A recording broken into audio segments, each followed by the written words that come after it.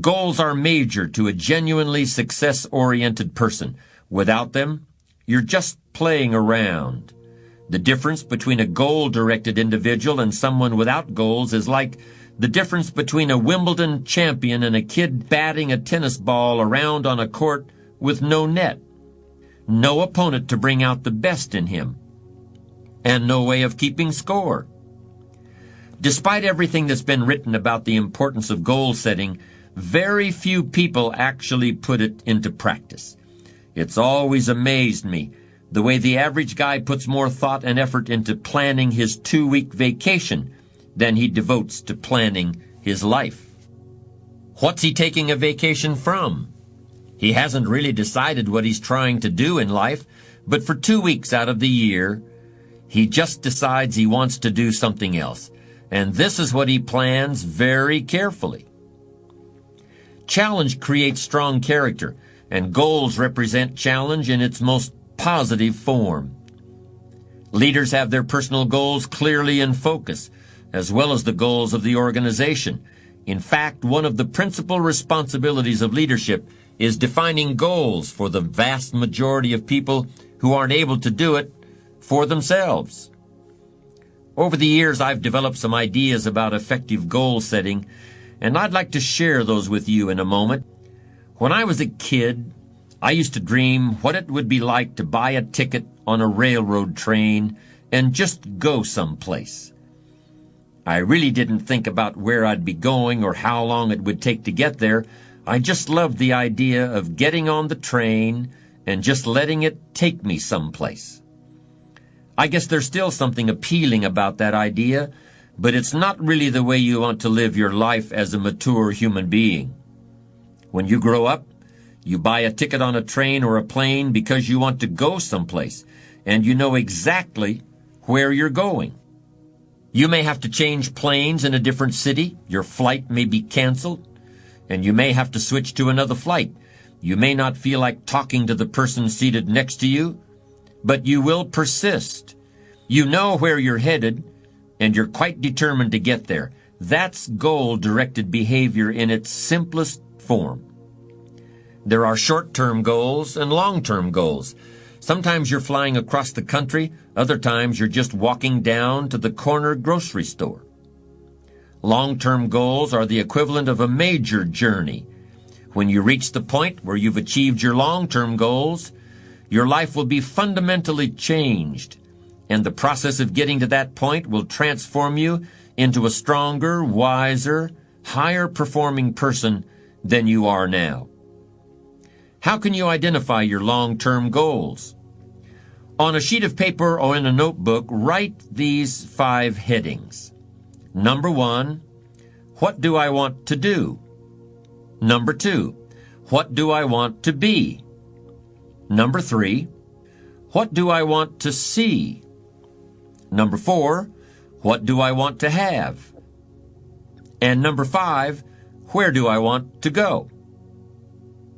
Now, under each of these categories, write down several possible long-term goals. Be very relaxed about this. Just allow your mind to flow and come up with 3 to 6 ideas for each category. Don't worry about a lot of details at this point, and don't spend too much time describing a particular goal. In category number 1, for example, what do I want to do? Suppose you want to write a book about the history of your family, going back to the arrival of your great-grandparents in the United States. Just quickly jot down family history. Then as you look down the list of categories, it occurs to you that you've always wanted to see the pyramids in Egypt. So you write pyramids. Keep writing down ideas as long as the list of categories continues to inspire you. You'll probably be surprised at some of the things that turn up. You may have kept a great many desires and aspirations hidden in the back of your mind, but the opportunity to write them down will move them to the forefront of your consciousness. That's one of the benefits of this technique. When you're satisfied with your list of long-term goals, read through the list once again. Then, beside each item, Write the number of years that you believe it will take you to achieve that particular goal. It's best to round off the numbers into 1 year, 3 year, 5 year, 10-year categories. For example, you may estimate that it will take you 10 years to research and write the book on your family history. But you'll need only 5 years to get yourself into a position where you can take a trip to the pyramids. Create a time frame like this for every one of your long-term goals. Immediate goals, those that will take less than a year to achieve, are important too, of course, and we'll deal with those separately in a moment. When you're finished entering your time frames, there should be a fairly balanced distribution of all your goals. If there are many 1- and 3-year objectives, but only a few in the 10-year category, maybe you need to think more about what you really want your life to add up to. What kind of life you really want to build over the long run. But if there's a preponderance of 10-year goals, and relatively few of the shorter-term variety, this may be an indication that you're putting things off, that you're focused too much on where you'll be at the end of the day and not enough on what you can accomplish right now. Keep working on your list, adding and subtracting goals with various time frames until you've created a more or less even distribution. Now comes the really challenging and interesting part. So far, you've just been adding things to the list, but now it's time to start making some selections. Now you're going to start asking yourself, what's really important compared to what might just be sort of fun?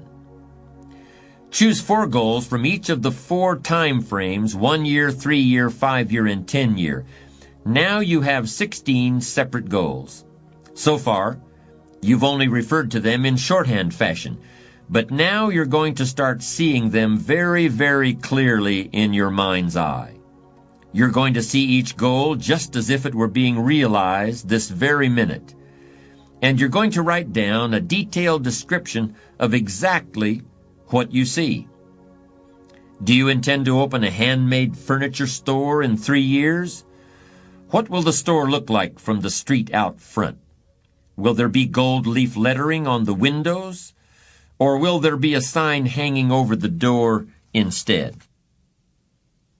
How many square feet will the store contain? Will there be a showroom area for the furniture in front and a workspace in back?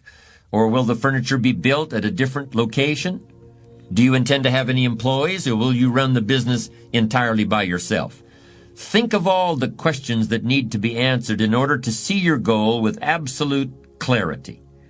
And then write the information down in a notebook or on a piece of paper. That will become one of your most important personal possessions. But that's not all. Any goal is a powerful motivator only if there's a powerful reason behind it.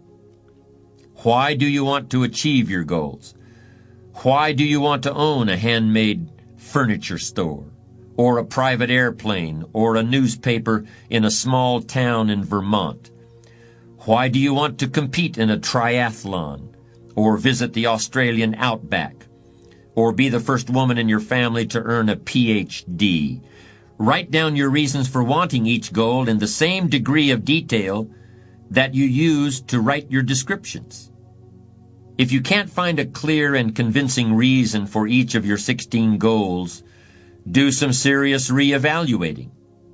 You may have more whims or pipe dreams than real goals, and now is the time to make that discovery. Keep working on your list until you have 16 clearly envisioned, strongly motivating, long-term goals. Review what you've written at times, and keep track of your progress toward these objectives. Above all, persevere.